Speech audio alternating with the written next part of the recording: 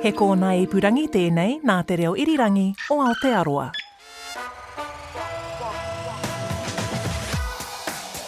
E ngā mana o te motu, tēnā koutou katoa, kia ora Aotearoa and welcome to News to Me. I'm Izzy and what a lineup we have today. Hold tight, it's going to get a little wild. Today we have a theme of wild weather and it is all over the Motu. A state of emergency was declared in Pleasant Point near Timaru with major flooding affecting the area. Power was out on Thursday to over 300 homes in Christchurch due to heavy rain. Further north in the North Island, Wellington was hit with gusts of wind blasting over 130 kilometres per hour, with sea swells reported of over 6 metres. On the east coast, State Highway 35 and State Highway 2 between Ōpōtiki and Gisborne have been closed due to slips, as are roads in the Bay of Plenty and Coromandel. And not to be left out, Northland and Auckland have already gone over the July average for rainfall. Just to add into the mix of crazy, Air New Zealand has reported a 120,000 person backlog due to the bad weather. The good news, we should be in for much more settled weather this coming week. Fingers crossed. If all this news has given you a bit of astrophobia or fear of the weather, a Kiwi virtual reality company might just be able to help. Overcome uses a smartphone app and a VR headset to put the patient in a virtual environment to overcome anxiety disorders and social anxiety, including fear of heights, spiders, flying and dogs. Results from a university study have seen a 75% reduction in phobia symptoms in just 6 weeks. Very promising. And you can check out some of their videos for free on YouTube. I hope you've been saving because Buzz Aldrin's moon landing jacket is about to go up for sale. Expected to reach around $3 million, this is the only space-flown garment from the Apollo 11 mission still in private hands. It has been described as among the most significant and valuable space exploration artefacts ever offered at auction.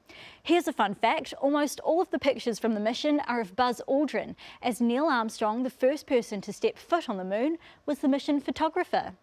It's 53 years this week since that trip to the moon, so what have we learnt about space since way back then? Well, this week's Explainer wraps it all up for you.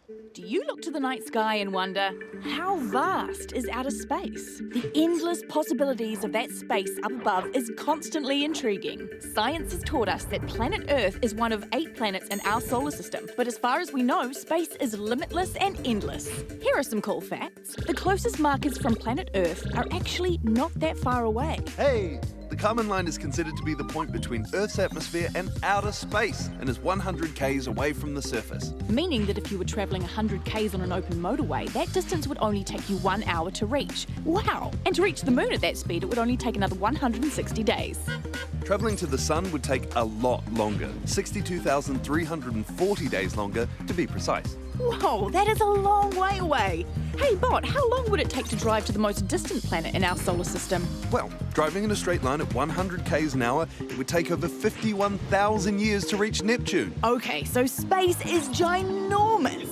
Indefinitely so. Earth's solar system is only one of the many planetary systems in our galaxy, the Milky Way. And the Milky Way is one of a billion galaxies in the universe! Great galaxies! That means that we've barely scratched the surface of space. But every day, our capability for exploration improves. On April 12, 1961, Yuri Gagarin became the first person in space. And since then, over 600 astronauts have ventured out there. So, if astronauts are up in space all the time, will anyone be able to visit space in the near future? Space tourism is the activity of travelling to space for recreational purposes, and for a few companies, that is the plan. That's right. In fact, SpaceX has already sent tourists to the International Space Station. But before you get too excited, you should see the price tag on these tickets. A short trip into space will cost around $50 million, and it takes a lot of prep work too. Space travel also takes a big toll on your body, so you need to do a lot of fitness and endurance training. But the possibility for space exploration is increasingly exciting. The sky is the limit, e hoa ma.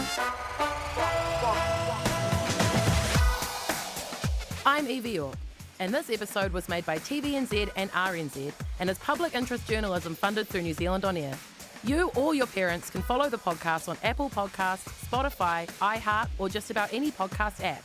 Plus, you can watch News to Me on TV2 on Friday afternoons, catch it on demand, or listen to it just before the 7 o'clock news on Saturday mornings on RNZ National.